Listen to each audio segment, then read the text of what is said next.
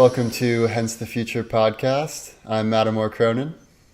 And I'm Justin Clark. And today is part 2 of the two-part series. So part 1 was the future of life on Earth, where we discussed how Earth came to be a planet in the first place, how life developed, how humans have affected that development, and how Earth may inevitably reach its own destruction. In part 2, we're going to be exploring the future of life beyond Earth. So this is essentially the future of humanity, or you can include, maybe we bring our dogs along with us, whatever other life forms, earthlings we bring with us. But this is the future of earthlings beyond Earth. So how might we colonize other planets? Are there other intelligent life forms out there? What is the best case, worst case, most likely scenario for the future of life in general, broadly speaking, across potentially millions of years? And in this discussion, as we had in our last discussion, joining us is Michael Kipp. Michael Kipp is a biologist and earth scientist, currently finishing his PhD at the University of Washington. His research focuses on the long-term coevolution of life and its environment across Earth's history. Kipp, it's great to have you back on the pod. Yeah, thank you for letting me join once again. Awesome. So we already did a little bit of a recap of what happened last time, but just in case some people didn't listen to the last episode, what do you guys feel are the most likely ways that Earth would reach its final destruction? And also, what do you think it's going to be like for people that stick it out and stay on Earth until the bitter end? What kind of time frame are we talking? So Because I think literally, the shortest term, I think the shortest term potentially catastrophic thing that could happen is or nuclear warfare, but that's a human thing. But if we're talking on an hey, there was a little blip. So you wanted to start from what you said before? so basically I think the most likely thing that could happen besides us wiping ourselves out with nukes is probably an asteroid hitting us, but we just have no idea. It's just kind of a shot in the dark. Well, the most likely non-human cause, perhaps. Right, exactly. Because it seems like in the next 100 years, I mean, the things that we're going to have to overcome as far as AI, autonomous weaponry, Right. nuclear proliferation, potential mass disease, overpopulation, all of these things are going to come to a head very soon.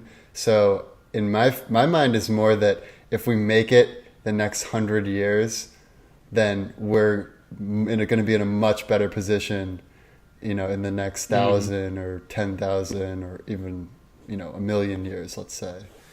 But there will inevitably be an end of Earth. The sun will burn out at some point.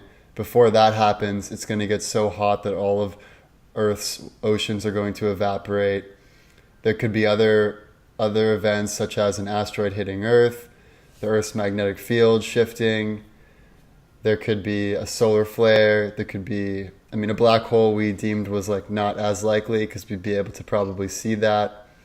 Global epidemics. So these are all possibilities that are scary to think about, but good to be aware of. All right, so let's move on to today's topic. So in today's topic, first I want to ask Kip, because you're in the earth science world and you're a bit more up on what the latest is as far as programs that are being planned for either exploring other planets, for colonizing Mars, for developing the moon as a gas station or a tourist hub. So what are some of the exciting plans that we have outside of Earth? Right. That's a great question, because actually, until relatively recently, NASA itself did not have necessarily a clear, directed goal of exploring Mars or even other planets or anything beyond the moon in our solar system with humans. But at the moment, we actually do have a plan for doing so. Now, it's definitely a far-reaching proposal with very little that is set in stone. But what the general idea is to move through a few successive stages that will bring us closer to being able to explore other planets with humans. So we've already put humans on the moon. This was decades ago. And the first step actually towards getting humans to Mars would be to revisit the moon, both to demonstrate that we have the technology that we would need to put humans on and back off the surface of Mars, and also to just establish perhaps, as you were saying before, this waypoint that is the moon base, be it in orbit or on the surface. But the larger goal is definitely to get humans on Mars, and right now NASA advertises a goal of something like the early 2030s of a time frame where they would like to at least send the first exploratory mission of humans to Mars. And what we're doing in the meantime is testing through our rovers, our telescopes, our orbiters, the essential pieces of technology that will be required in that ultimate manned mission, and also using these as opportunities to learn more about the variables that we don't fully understand that will become critical once humans are actually en route and on the surface of Mars. Yeah, and I have heard the same thing, that NASA is planning to go to Mars in the 2030s. I have heard that SpaceX's plan is going to happen a little bit sooner than that they're projecting 2026 as the first manned mission to Mars. But even before that, I was just reading a couple of sort of milestones that we have in place in the next decade that I thought I'd just read through, and maybe some of them you have some thoughts on. So in 2019, just next year, we're launching a James Webb Space Telescope that's supposed to be immensely more powerful than the Hubble. So that's going to be great just for our resolution of looking at space. In 2020, the Bigelow Space Hotel will be able to accommodate 6 insanely wealthy guests at a time. So that'll be cool. India is going to space by 2021. China is going to space and actually creating their own space station in 2022. The first cargo ship is going to Mars in preparation for colonization by SpaceX in 2024. And then, as I said, 2026 is when SpaceX plans their first manned mission to Mars. So this is and if they leave in 2026, they would land around 2027. So there's a lot happening in the next decade compared to what the last 3 decades or 5 decades. An increase in the pace, and I think something that you noted there that is important is the parallel nature of these different timelines and sort of different speeds of the private industry versus the government-funded plans, namely those of NASA. So like you're saying, NASA intends to, at the earliest, put humans on the surface of Mars somewhere in the early 2030s. Of course, this could ultimately be later.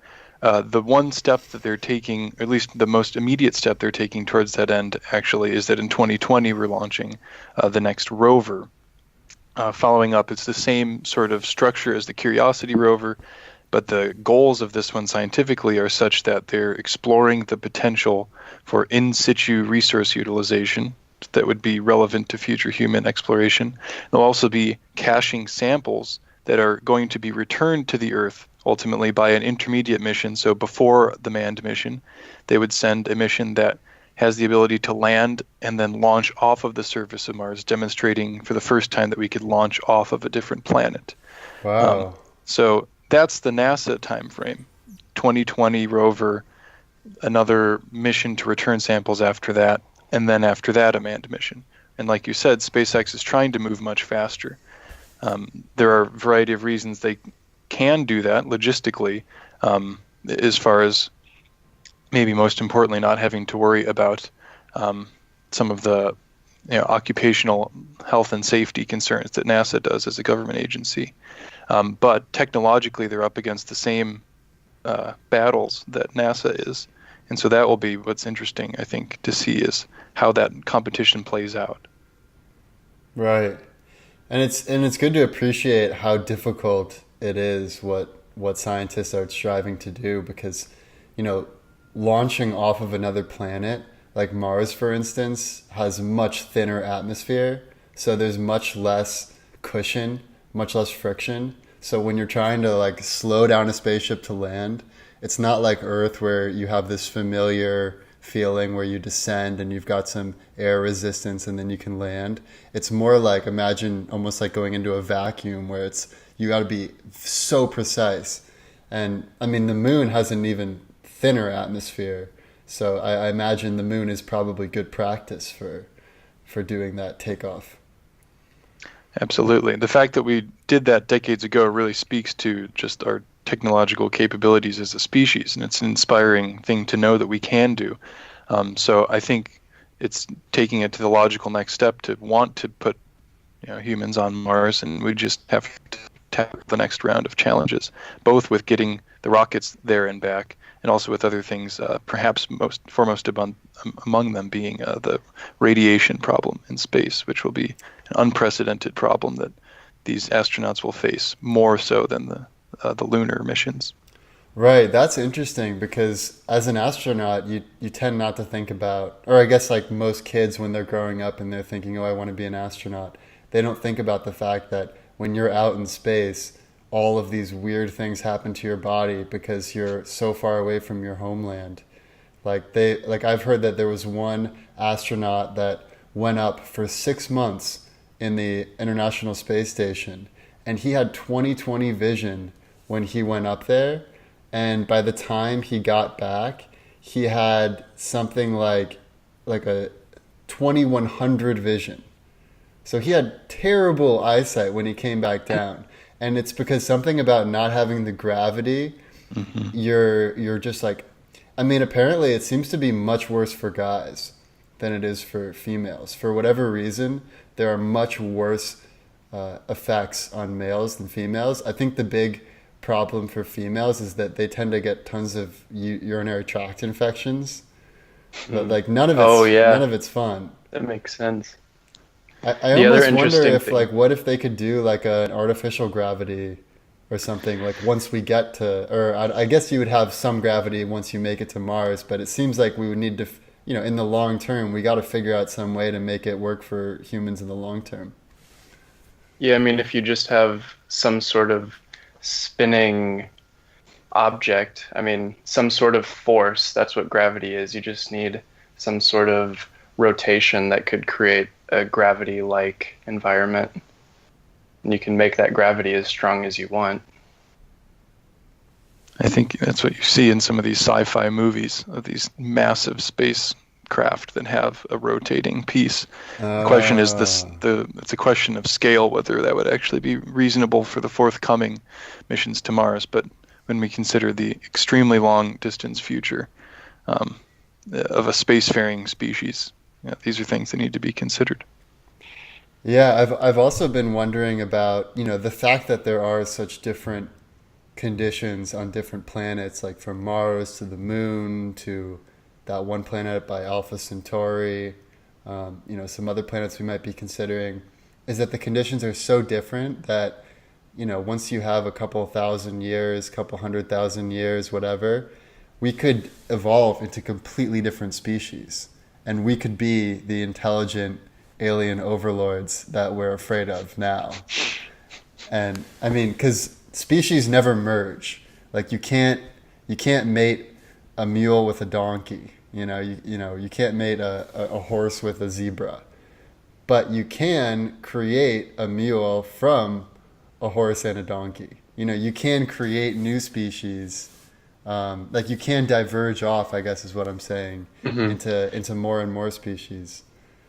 So it's, yeah, I mean, similar to what you see in the evolution here on Earth, if there's some species that is off on some secluded island, it'll eventually diverge from everything on the mainland. This is just on a astronomical scale. Totally. For humans. Yeah. Cool. So there's one other, before we get into more of the futuristic unknown questions, I want to ask about this project. I don't know if you've heard about it. It's called Breakthrough Starshot. And basically, this is a project that aims to send a tiny spacecraft to Alpha Centauri star system, which is the nearest star other than Earth. The nearest star other than the Sun to Earth. And the goal is to find signs of habitable planets and potentially alien life 20 to 30 years after it's sent out. So it would be sent out in the 2030s. So let's say by 2050 we would have some good intel. And it would be so small that it would be able to travel at 15% of the speed of light. So pretty fast by our standards. Still not that close to the speed of light, which we haven't found a way to get any faster than that. And whenever you increase the mass of an object, it's going to go more slowly because of Einstein's equation, theory of relativity. So have you guys heard anything about this? Is there anything interesting you'd like to say about the challenge of finding life and how annoying it is to have to wait for so long and ways we might be able to get around these limitations? Well, I'll just give one piece of background and discussion about that project, which is that part of what motivates it is the recent discovery in the last couple of years that it's a multi-star system that we're discussing. Near Alpha Centauri, there's a brown dwarf star, M dwarf, Proxima Centauri, which hosts some planets, which were unbeknownst to us as of a few years ago, and recent discoveries have shown basically that there are not only planets orbiting that star, but that they are at the right distance from the star, given what we know about its stellar physics, that it should be able to support liquid water at the surface. In other words, it's in the habitable zone that we search for. And we've been searching thousands and thousands of planets over the last couple decades to see if any in the observable range of our instruments fall within the habitable zone. What was so exciting about this is that it is literally the closest star to our sun, and we find a habitable zone planet.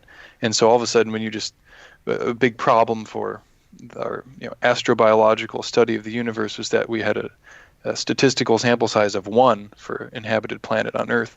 And when you move to the adjacent star and all of a sudden find another habitable zone planet, it just opens up this realm of possibilities that perhaps they're quite common. So people got reasonably excited. And what we want to do is study this in more detail. One method is perhaps the expensive, the difficult one, but the up close and personal one, which is to send something there. And that's what this breakthrough Starshot initiative aims to do.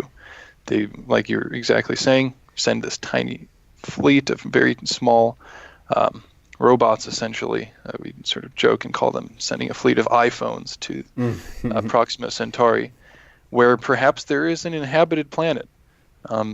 And that's as fast as we could send anything there, and it would be really cool to have something get close, take a snapshot. The thing is, it will be careening past that star and its planet, also at close to 1/5 the speed of light. And so the observing time is not nearly what we get compared to what we have, say, with telescopic measurements. And so the flip side of that, which is already ongoing and will continue, is that there are telescopic observations of this planet and its stellar system that are ongoing, and we're trying to characterize the composition of its atmosphere ultimately. The one issue is that unlike planets that are transiting, that is, that they pass in between our plane of view and the star so that we can actually see light passing through the atmosphere. These planets unfortunately do not transit, and so we can't use that method of measuring the composition of the atmosphere. But there are other creative ways to try to remotely observe something about this planet. And that might inform us as to whether there's life there. And so there's sort of the big money, exciting way of looking at it, and there's the slower, methodical way. And I think we're going to need to take both extremes and also approaches in between to figure out something about our potentially closest inhabited planetary neighbor. So what can something so small that's able to travel at 15% of the speed of light, what kind of information can that gather? So once it reaches there, the Alpha Centauri Proxima planet 30 years from now, 20 years from now, is it imagery? Is it sound? Is it going to, I don't imagine it's going to actually take samples. Like, what kind of information might we be able to gather? Yeah, that's a great question. I don't specifically know what they would be planning to put on these. I think that's actually something they're trying to sort out right now. What would be the most information they could hope to obtain from these, from this fleet? And just in general, I think the sorts of observing that it would be doing is basically spectral information, or in other words, it's observing things that we can already see remotely. That is wavelengths of light you're observing. So this is all the way ranging from visible spectrum, the infrared, into longer wavelengths. There are a variety of things that it can tell you about the composition of a planet, the surface features, so on and so forth. And to make those observations up close would be an enormous advantage, but it comes with the trade-off of moving fast, being a very, very small machine compared to these enormous telescopes. And so it's on that end of the spectrum as far as what we could expect to get from it. But I think we'll have to stay tuned to see what they ultimately put on this. Maybe we should send out like a dozen of them, all with different capabilities, going at different speeds, with different types of information extraction. Well, in any case, they would be sending a fleet of many of them because, in fact, most of them would not make it. It's a statistical argument, basically, that if you send enough of them, you will get one or a few that end up where you want them to go, partially due to just the physical separation, that if they have slightly different trajectories and you integrate that over that much distance, they could be wildly off. And also there's just the chance that they run into a bit of space dust, floating matter between here and there that would just, for such a small thing, do it in. So they will send out many. And would the propulsion mechanism be the same as a normal spacecraft, or would we be doing some cool things like having solar panels and that kind of stuff? That's another very interesting piece of this puzzle, is that they are very small and they would not use the sort of propulsion that we think of when we think of rocket fuel or even other thruster-based propulsion. What's been proposed, to my knowledge, and again, I think this whole project is still in development, and so we'll have to see what it ultimately ends up looking like. But there has been a proposal to, in fact, propel these through a high-powered, highly focused laser. Wow. So in other words, it's a similar idea when you hear people talk about a solar sail, but that's a very different spatial scale where you have a very large sail, so to speak, that's using the solar wind to gently propel it, and it can actually achieve quite a high speed.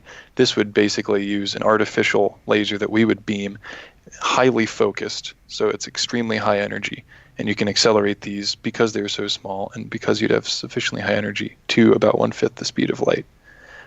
So that's another interesting piece of technology that would be developed and honed if this project actually comes to fruition in the coming decades. That's incredible. So while we're exploring these other planets with these new high-tech probes, we're also focusing on the immediate planets nearby, specifically Mars, also the moon. So we should talk a little bit about that. I've read that it takes about 100,000 years to fully terraform Mars, at least with our current technology. I mean, there could always be some breakthrough that, 50 years from now we never would have dreamed of.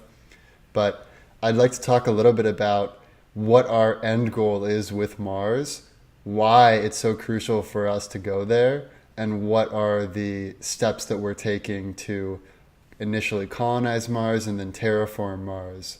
So what are the key factors, I guess? Like, where do we start as far as terraforming Mars, and then what does that look like in the long term over the next 100,000 years?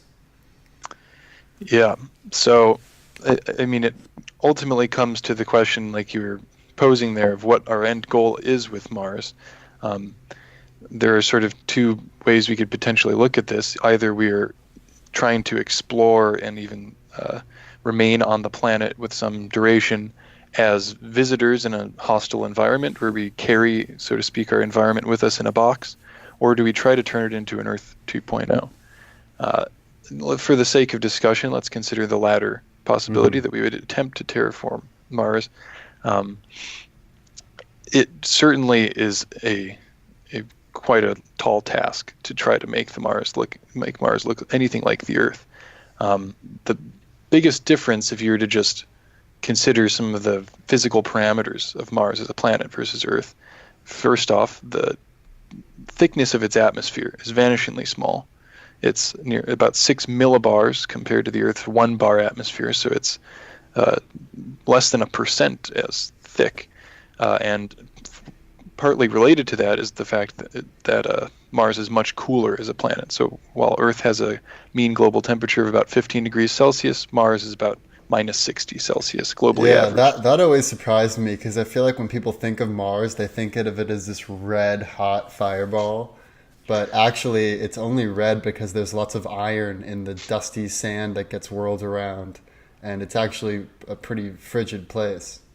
Yes, exactly. It's very cold, and what we would need to do to terraform it, to make it like the Earth, is to make it warm, mainly, among other reasons, but most importantly perhaps, so that liquid water can persist at the surface. So Because any global water warming, that is, essentially. We want to enact global warming on Mars. that's We exactly, should send Scott Pruitt there to man that mission. if only we could just divert all of our anthropogenic emissions directly in a pipeline to Mars. If only that were feasible, then it would perhaps be a nice place to shunt our excess carbon emissions. So this is one instance where, yes, the intentional introduction of greenhouse gases is among the top ideas of how we would go about doing it. The question then is the timescales and the just spatial and scale of, is it possible? Could we actually achieve enough of a climatic change to make it livable for humans? I think that's where it gets pretty difficult. What about So, something, this is a crazy idea that I just thought of, but what about rather than making Mars match humans' ideal atmosphere or ideal environment, why not make humans match Mars's ideal environment?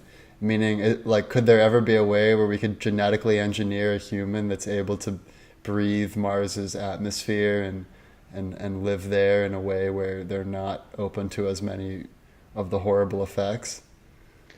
well, unfortunately, I think a lot of our biochemical demands are so deeply rooted in the way that our machinery works down to a cellular level that we couldn't undo some of those things.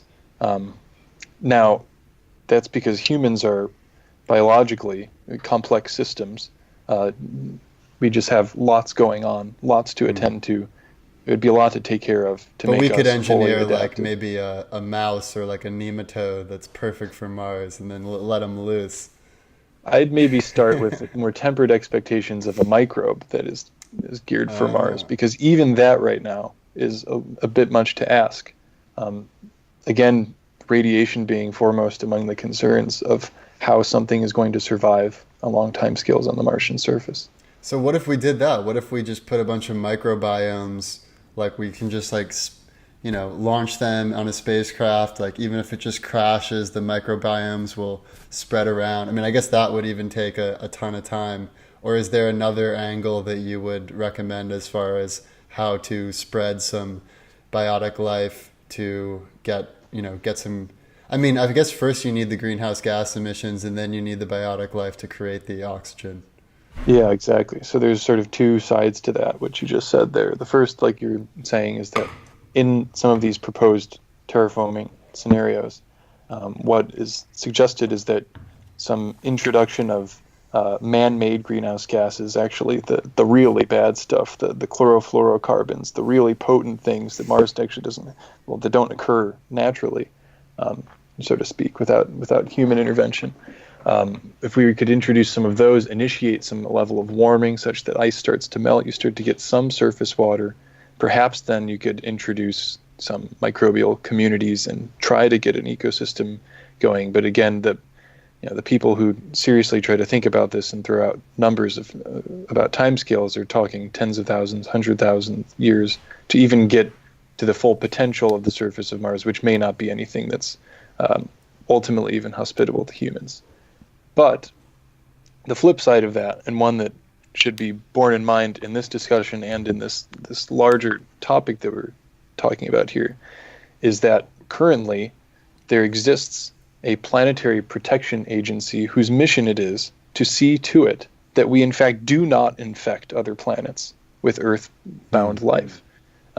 This is, if you want to look for a historical parallel, it's generally looked down upon that life from certain continents, and I'm talking at this point about human life, colonized other parts of the world and basically repopulated it in Earth's past in a very destructive fashion, the sort of that we're afraid of happening to us from alien civilizations, perhaps.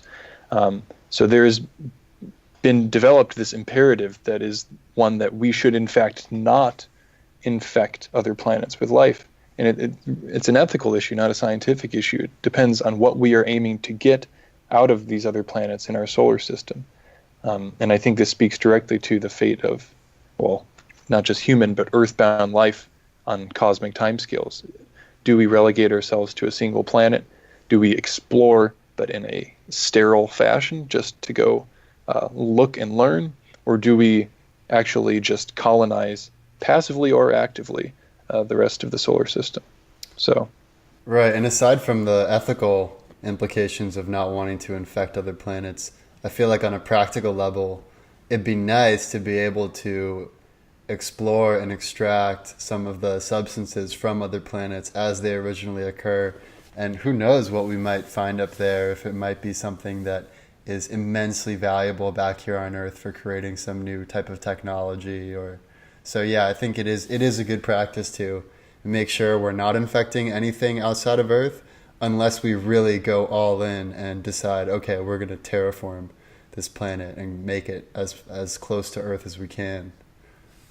It's true. It's something that needs to be held at the front of these discussions, because if we go carelessly, it's something that will happen passively. And people sort of, well, not really joke, but lament that when we talk about whether there's life on Mars or not, we in fact know there is, because there are microbes that escaped our sterilization protocols that are on the Mars rovers. Oh, interesting. We've been able to calculate that they would, while radiation would sterilize much of the surface in transit, there, just statistically speaking, are almost certainly microbes that survived that journey. And perhaps they couldn't propagate much. There's not much liquid water, not much energetic or carbon substrate to use to build some biomass for them. But we have definitely brought living earthbound life to Mars already, and that would only be more so the case if we were to send large-scale human missions. So it's something that needs to not just be an afterthought, but actually something that we decide, I think, hand in hand with these missions, is how are we approaching this exploration of Mars. Right. So before we move on to the Fermi Paradox and all of those questions, is there anything you guys want to say about the moon and what we might do as far as developing the moon, either for tourism or as a launch pad or as... I mean, I guess you already talked about it's the perfect testing ground for being able to land on a planet and then launch off of it. It's also a great, partway point where we can fuel spaceships on the moon and therefore not have to have as much fuel on board with not have as much of a cargo load initially going out. Are there any other benefits or anything else you're aware of as far as what we plan to do with the moon? I mean, there's also the question of who owns the moon? Who owns any of this? Like, can we basically just go up there and put up some military bases and say, hey, sorry, China, India, we know you guys had plans to go here, but not anymore. This is our place. What's going on there? That's what the Space Force is for. Yeah, Space Force. I can't believe that a president created the Space Force and it's a president that I don't like. Did not see that one coming. But the nice thing about the moon too is that it has lower gravity. So it's easier to launch rockets from the moon than from Earth. Right. Would you guys ever go to the space tourism if you had a chance? I mean, I guess you're doing it. You're risking your eyesight, and there are some other drawbacks. Not to mention, it would probably cost at least $1 million. Yeah, I have to say, fortunately, I don't have the kind of money on hand to have to think about whether I'll go on the first round of space tourism. And so perhaps I'll revisit that question towards the end of my life, and maybe it'll be a commonplace practice then. And sure, if it's a retirement community safe on enough, the moon. Yeah, if at that point they've ironed out all the bugs, then maybe I'll reconsider. But I don't see myself trying to leave, Earth's gravitational pull anytime in the next couple decades. Right. Well, as far as the economics reasons, I mean, Musk has said that, his goal is to put 1 million people on Mars, basically so we can have an external hard drive of humanity in case something happens to the original files, be it an asteroid or nuclear war or something else. And the way he plans to get people get people to go there is he basically wants to make the cost of going to Mars the same as the cost of buying a house on Earth. So if he can make the cost of going to Mars like $30,000 or whatever that is in $20-40 or $20-30, then that would be enough incentive, he feels like, for enough people, at least 1 million people, to go there. Sort of similar to how, it costs a decent amount of money to go to the New World from people in Europe, but once it reached a level where it was about the same as starting a new life in Europe, then a lot of people were willing to take that risk and be part of history. All right, well, let's move on to the Fermi Paradox, because that's a super interesting topic. I don't know if one of you guys want to explain the Fermi Paradox. I mean, I guess I can give it a shot. But so basically, the argument goes that if there are so many stars in the universe and there are so many planets that could potentially host life for each of those stars, and given how long the universe has been around, more than 13 billion years, then it stands to reason that if even one of these planets on even one of these stars achieved technical sophistication, then we would see some sign of it somewhere. Like we'd be able to see, read some radio signals. We would see some sort of asymmetric light signals going on, or we'd have some sign of life. But the fact that we don't see anything leads us to this question of, first, are we alone?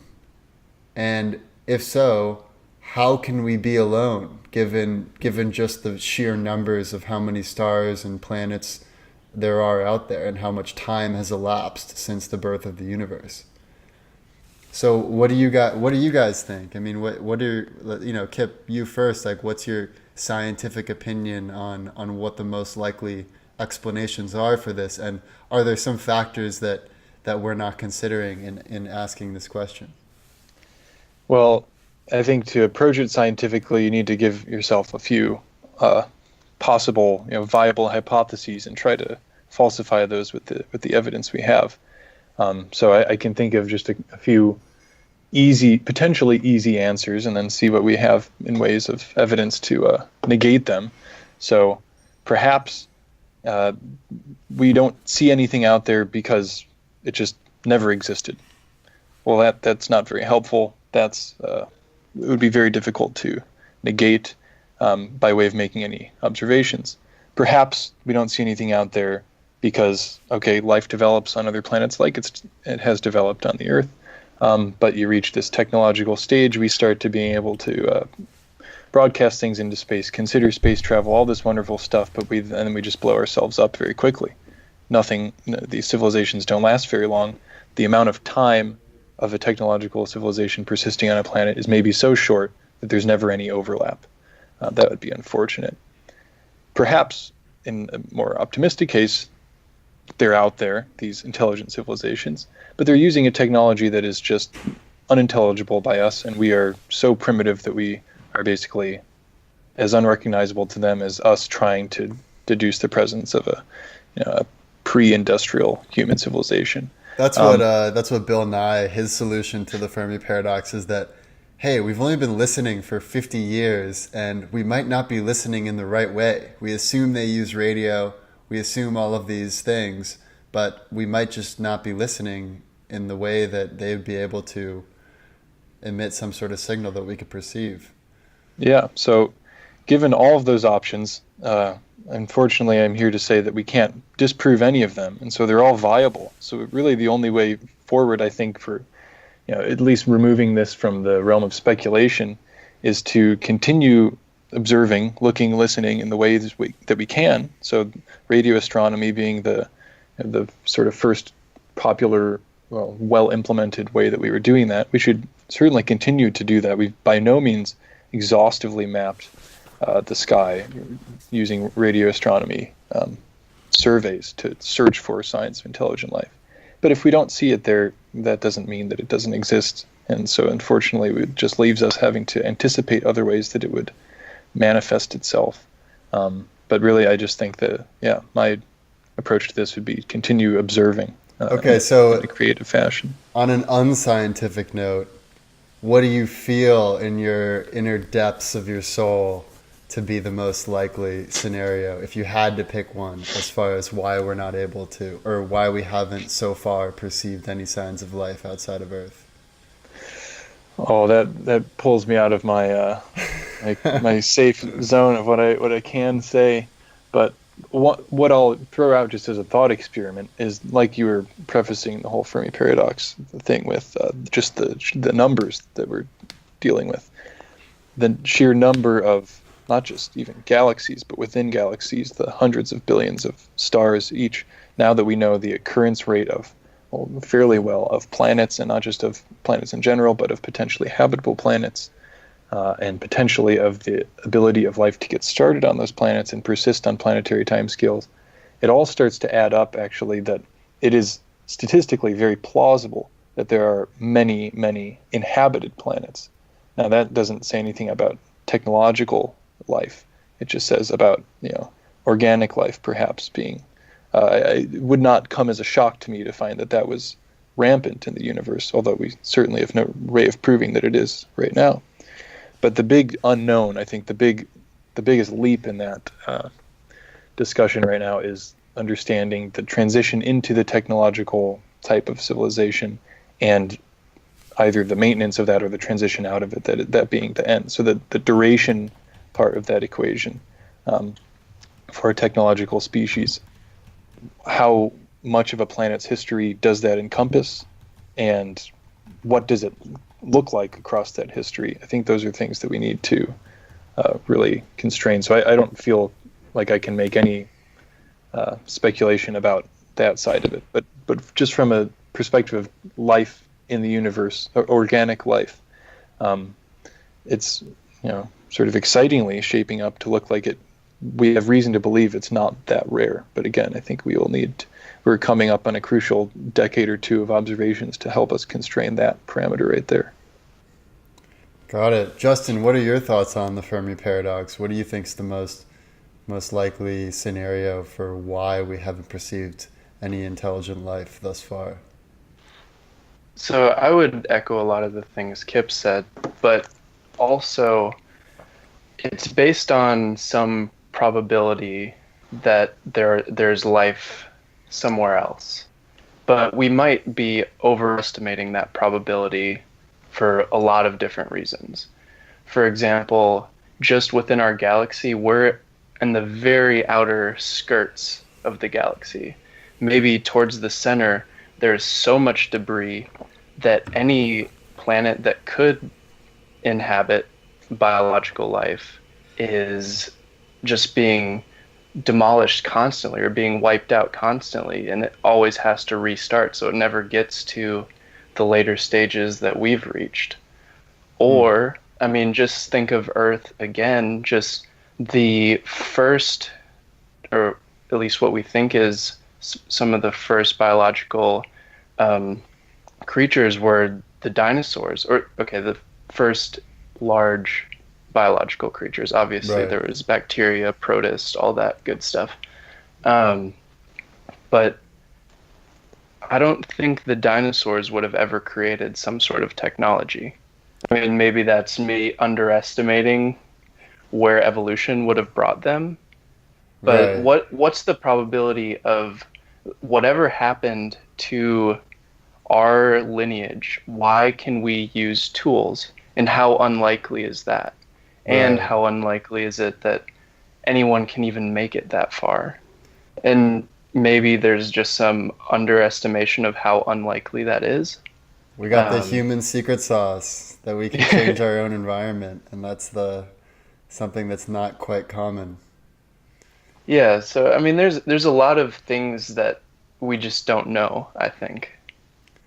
Yeah, I agree with a lot of what you guys are saying.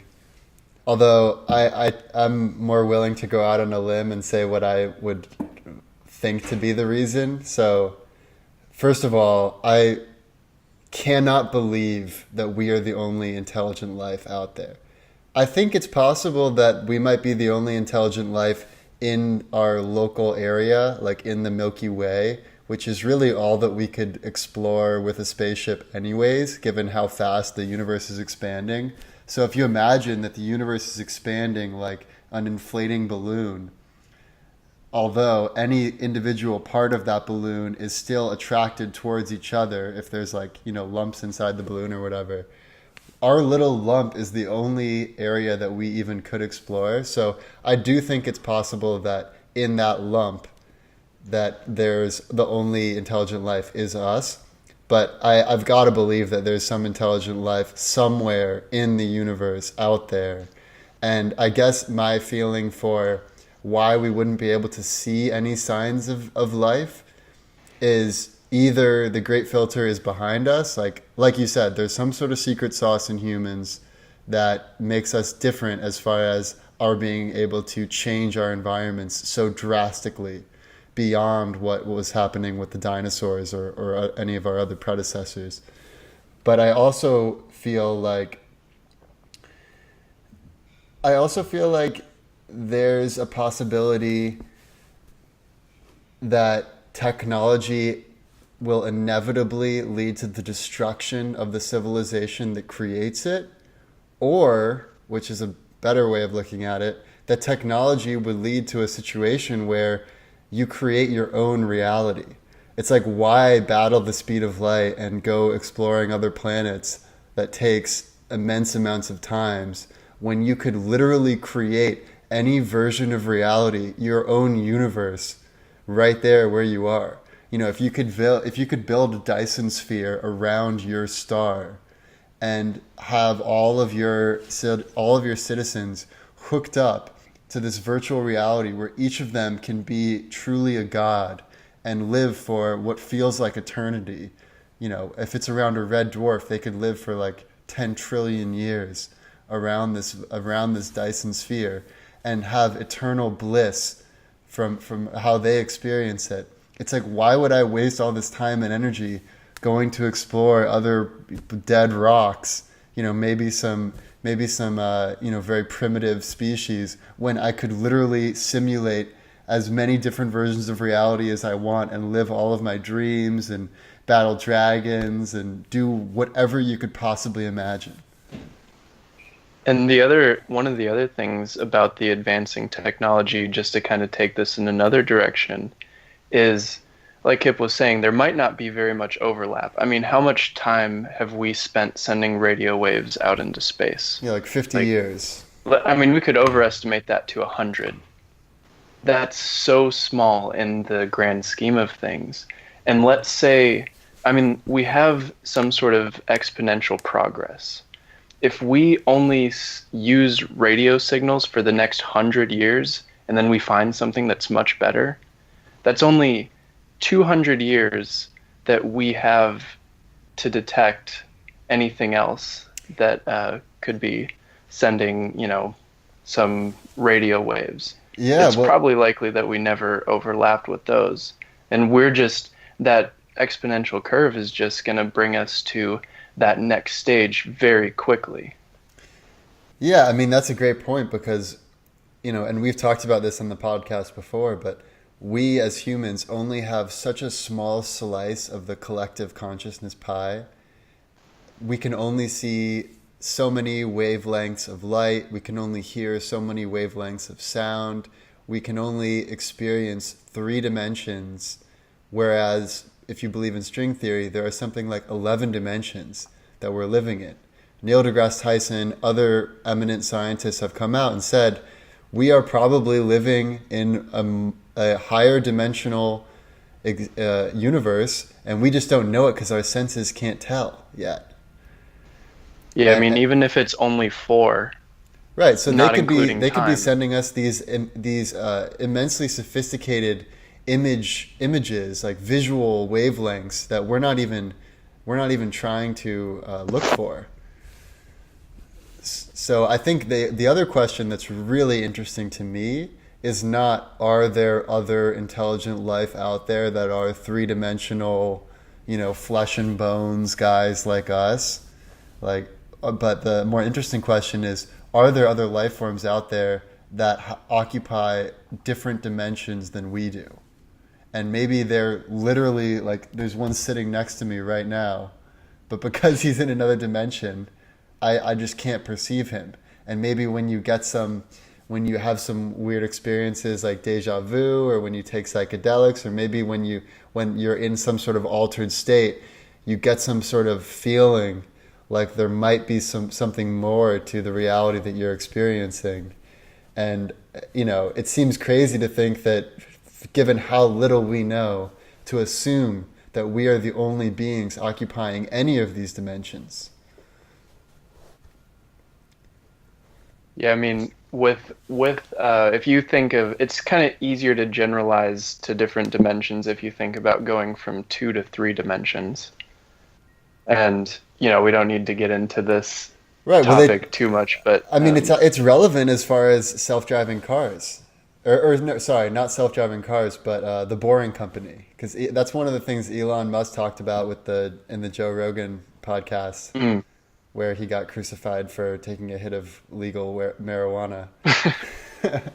But he was talking about how we live in a three-dimensional world. Our cities are built in 3 dimensions. We have these giant skyscrapers with floors and floors and floors of offices, and floors and other buildings of apartments, and yet our transportation is 2-dimensional. We just are on this flat surface. So of course there's this horrendous traffic. The way to get around it is to go into 3 dimensions, where we go down below the surface of the earth, tunnel, and we could have dozens of layers of these tunnels where we can all be moving at the same time because we're in the 3rd dimension. Now imagine if you go into yet another dimension, it would be the same kind of leap as going from 2 to 3, only it's difficult because we can't comprehend it, because we're not living in that 4-dimensional reality. And you could theoretically take this all the way up to 11 dimensions.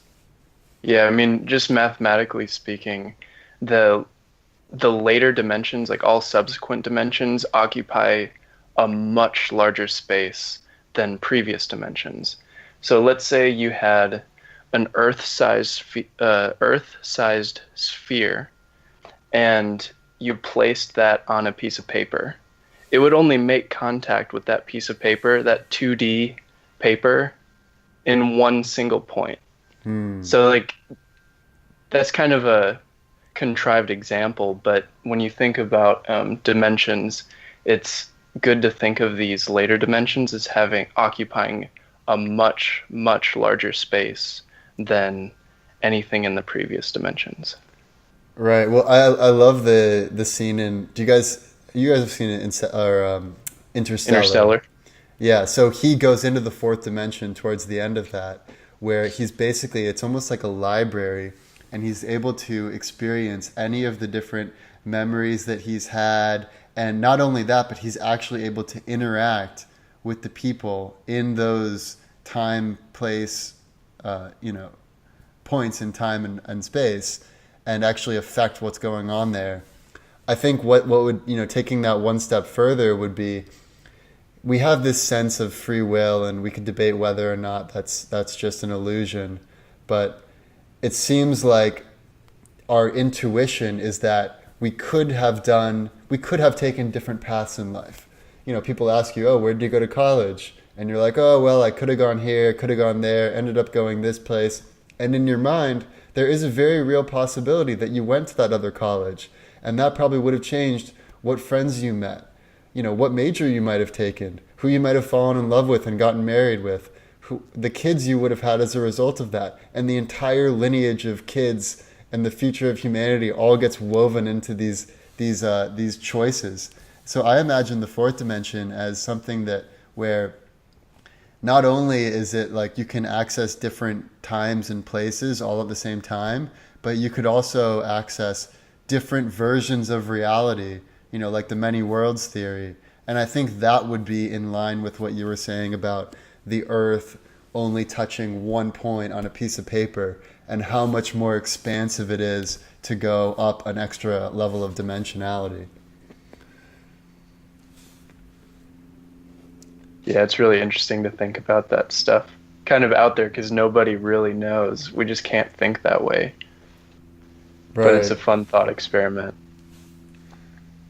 Yeah. No, it's really interesting to talk about. Okay, so now we should get into the future scenarios. So, looking in the broadest possible scope of where humanity can go, let's say a million years from now, where do you believe humanity, or let's just not say humanity, what do you believe will be the future of life beyond Earth in the best possible case scenario? Let's start with that and then we'll go into the worst case. Best case, I think it would be awesome if we could terraform. It seems unlikely to me, though, because with the terraforming Mars, for example, like Kip was saying, Mars doesn't even have much of an atmosphere, and from my understanding, that's because it doesn't have a magnetosphere, which is basically the molten core of like 4 billion years ago or something like that. It just cooled, and now all this solar radiation is just bombarding Mars.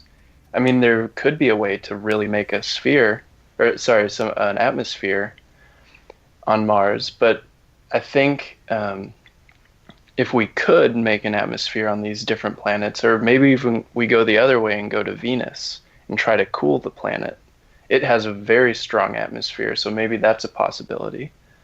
But it would be really nice to move beyond this solar system, I think, because even if we're a multi-planetary species and there's some, well, let's assume we're in the same solar system. If there's a rogue planet that comes through and it's a huge planet and it just kind of comes through our solar system, it could throw everybody's orbit off and all the planets, become rogue planets or something along those lines, and everyone dies even though we're a multi-planetary species. I think the end goal is to be either a multi-solar system species, maybe multi-galaxy, or we could just be a species that's flying around in giant, almost planet-like space stations. And then we can easily avoid anything that comes our way. I like it. Kip, what's your best case scenario for the future of life beyond Earth? The easiest thing to say about the best case is that it's still going in the way that we sort of would like to see it, that there's not just some sort of microbial sludge hanging on for dear life, but we've continued the lineage of something that, at least in form and function, somewhat resembles what we do today and strive to do as a species. And on the scale on which that would be occurring, whether on Earth, other planets in our solar system, beyond, I think what would be really neat, now again, we were looking millions of years in the future here, what would be neat is if the way that's expanding is informed by our knowledge at that point of the distribution of life elsewhere in our galaxy and beyond. In the most optimistic of possible cases, there are known inhabited planets elsewhere, and that could guide us as to where we might direct our efforts, places to explore. So that would, getting into the realm of speculation, be, I think, the coolest possibility. Cool. What do you think, Mattimore? So mine's a bit more dramatic, as you might expect, but so imagine in the year 2045 or 2050 or something, we achieve the singularity, where the emergence of infotech and biotech merge together and allow us to achieve results that previously wouldn't have seemed possible. And in the long run, what this allows us to do is it allows us to find other planets, to do all of the things you guys are talking about. Terraforming, maintaining our way of life, all the things that make us happy. Part of this best case scenario is also that there is, in fact, intelligent life outside of Earth. But this intelligent life is entirely beneficial to us. It's not at all hostile to us. And further, this intelligent life occupies a higher dimensional plane, so we're able to learn from them, and we're eventually able to sort of figure out the secrets of higher dimensionality and to expand our horizons in that way, combined with the with infotech, biotech, singularity, and all of that that's going on. And the end result of what I imagine is that we have the option, or maybe we're doing both, where we're a multi-planetary species, so we're exploring many different planets and environments. Simultaneously, we're also are creating a virtual environment with a Dyson sphere or something similar, where anyone can live eternally in bliss and be a god and create whatever they want and experiment whatever they want. And future humans are basically given the option, and they say, look, you can live in the quote-unquote real world, explore other planets in the physical domain, help out with all the initiatives that are going on here, or if you would prefer, you can just hook yourself up to this VR system and live in bliss and do literally whatever you want, whatever you can imagine.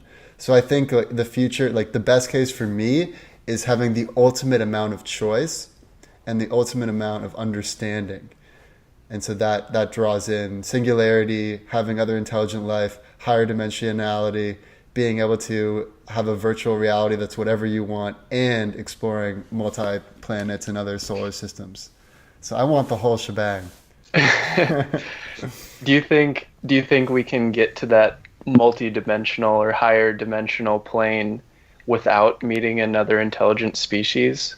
Because my understanding, with computers especially, they can handle higher dimensions just fine. I mean, they can handle as many dimensions as they have memory, as much as there is memory.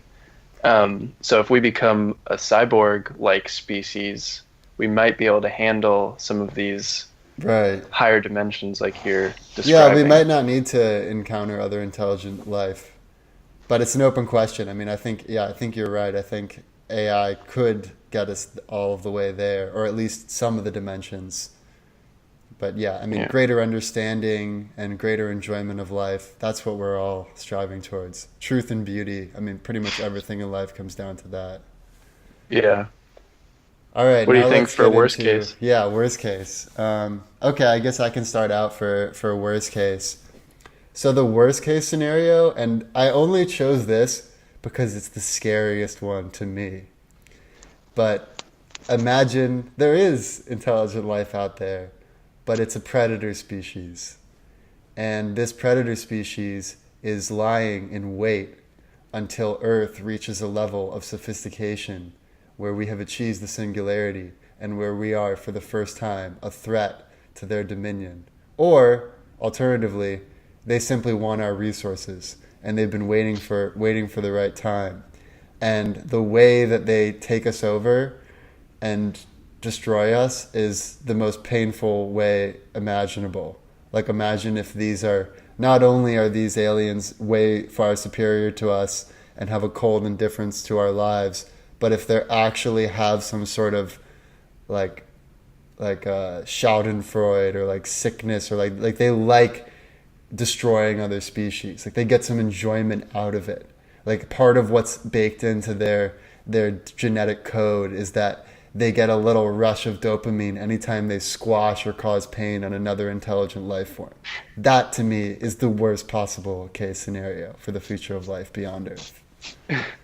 To add a little optimism to that, if they were so evil, I have a hard time believing they would not destroy themselves in the process. That's a good point. I mean, I'm not saying this is likely at all. I'm just saying, like, what's the worst thing I could imagine? Like, to me, that's it's like sharks or so, like, I don't know, for whatever reason there are certain things that just really get at your fear.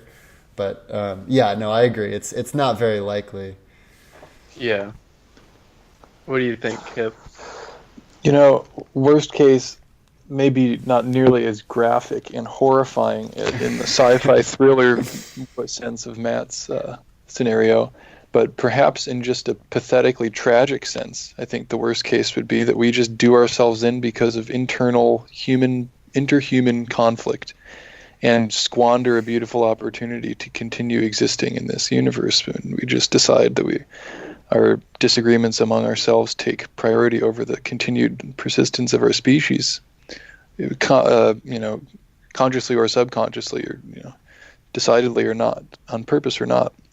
If we bring about our own destruction prematurely, that to me would just be the most tragic thing. Yeah. I mean, along the same lines, this is kind of what I was going to say is, let's say that humans actually solve all their internal conflict. Like we've made such strong strides, like it's looking up and then just gets wiped out by something stupid like an asteroid or a solar flare or something like that. It seems like that would wipe out everything we've worked for. Whereas, the other, I don't know. That like just we're that almost seems there. terrible. We almost landed on Mars. Oh no, there's an asteroid coming and we can't prevent it. Yeah. That'd be pretty rough too. Yeah. But yeah, I mean, I think Kip's scenario is the most pathetic. Where it's like, come on, you guys, like you've made it this far, and just because of some disagreements and because of some emotions, you're going to do yourselves in right before all of this greatness that's awaiting you. Yeah. It would also perhaps be tragic if it's analogous or, informative about other types of technological civilizations that I could just imagine as we're going down, like a sinking ship, and you think, well, maybe this is what they're all like. So that's part of what gets into the tragic nature of that scenario. Right. Yeah, that would be like the great filter, basically. Mm-hmm. Yeah. So I think we're getting towards the end. So as we wrap up, I want to ask you guys, what would you say to people who are listening to this as far as how they should act to achieve the best possible outcome? A lot of people say, oh, we've got enough problems here on Earth. We shouldn't be spending money going to outer space. It's all a waste. What would you say to those people? And are there any tips or final words you would give to anyone who might be listening to this? I say we avoid Kip's scenario and just try to be better people. I mean, just learn as much as we can. Try to be scientifically literate. Try to support people even if they don't view they don't have the same view as you. And then if we're on the same page, or at least we can get along with each other. Mm-hmm. I would say that resolving internal problems is definitely an important thing to continued persistence of our species. And then as far as all these interesting questions we've been discussing this whole time, a lot of them just require more careful observation or experimenting. And so we just need to continue to do that. And like you were saying, to those who would argue that we have enough problems to tend to here, we shouldn't be spending money looking out at the stars or something. Well, to know what we're up against in these scenarios, we simply need to do more observation, to make more measurements. And that requires some investment into something that doesn't give you necessarily an immediate economic return, but the knowledge returned on that is potentially, earth-saving, humankind saving in a way. So I would push to continue those programs.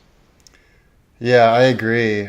And the other thing to consider is that aside from just what we're trying to do with space exploration, there are so many positive effects whenever we're trying to solve some great problem. I mean, so much of the technology that we have now, like GPS, for instance, that was funded by the government for some much greater objective. Same thing as even something as simple as power tools that actually, like a screwdriver that you just press a button and it automatically screws it. That was originally created so that we could go onto the space station where there's no gravity, and while you're an astronaut floating around, you could fix up part of the spacecraft. So I think anytime we're aiming for some huge, pie in the sky challenge, problem that's way out in the distance, we're going to make a lot of discoveries that can also help us in the here and now. But whenever we narrow our focus to let's just focus on Earth, let's just focus on our country, let's just focus on bringing back the jobs that were good, nice in the past. Anytime you do that, you're destined for failure. But anytime you look towards the grand future, you have a much higher likelihood of succeeding and achieving the reality that you want. Awesome. Well, thank you guys so much all for listening. This has been the future of life beyond Earth. We are all gathered. Thank you, Kip, for joining us. Very important. And next week we will be discussing the future of transportation. What has happened, what See is you next currently time. happening, and what will inevitably happen. The past, the present, and the future. Our computer is picking up a strange signal. The past, the present, and the future, baby.